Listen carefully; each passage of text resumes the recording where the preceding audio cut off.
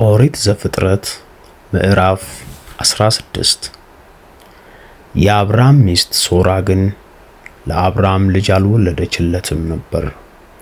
ስሟ አጋር የተባለ ግብፃዊት ባሪያም ነበረቻት። ሶራም አብራምን እነሆ እንዳልወልድ እግዚአብሔር ዘጋኝ፣ ምናልባት ከእርሷ በልጅ ታነጽ እንደሆነ ወደ እርሷ ግባ አለችው። አብራምም የሶራን ቃል ሰማ። አብራምም በከነዓን ምድር 10 ዓመት ከተቀመጠ በኋላ የአብራም ሚስት ሶራ ግብፃዊት ባሪያዋን አጋርን ወስዳ ለባሏ ለአብራም ሚስት ትሆነው ዘንድ ሰጠችው። እርሱም ወደ አጋር ገባ፣ አረገዘችም። እንዳረገዘችም ባየች ጊዜ እመቤቷን በዓይኗ አቃለለች። ሶራም አብራምን መገፋቴ ባንተ ላይ ይሁን፣ እኔ ባሪያዬን በብብት ሰጠው።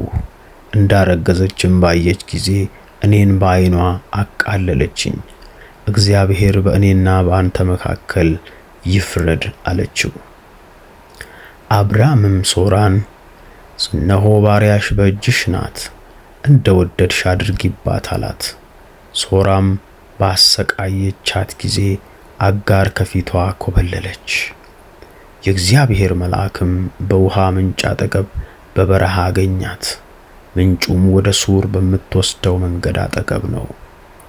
እርሱም የሶራ ባሪያ አጋር ሆይ ከወዴት መጣሽ? ወዴትስ ትሄጃለሽ? አላት።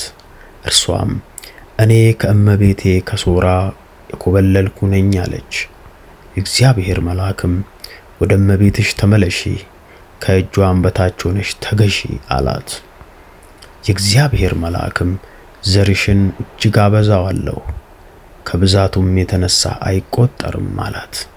የእግዚአብሔር መልአክም አላት፣ እነሆ አንቺ ጸንሰሻል፣ ወንድ ልጅንም ትወልጃለሽ፣ ስሙንም እስማኤል ብለሽ ትጠሪዋለሽ፣ እግዚአብሔር መቸገርሽን ሰምቷልና። እርሱም የበዳ አህያን የሚመስል ሰው ይሆናል፣ እጁ በሁሉ ላይ ይሆናል፣ የሁሉም እጅ ደግሞ በእርሱ ላይ ይሆናል። እርሱም በወንድሞቹ ሁሉ ፊት ይኖራል። እርሷም ይናገራት የነበረውን የእግዚአብሔርን ስም ኤሎሬኢ ብላ ጠራች፣ የሚያየኝን በውኑ እዚህ ደግሞ አየሁት ብላለችና።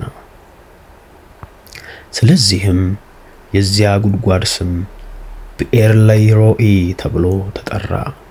እርሱም በቃዴስና በባሬድ መካከል ነው። አጋርም ለአብራም ወንድ ልጅን ወለደችለት።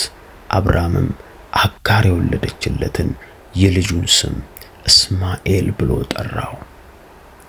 አጋር እስማኤልን ለአብራም በወለደችለት ጊዜ አብራም የ86 ዓመት ሰው ነበረ።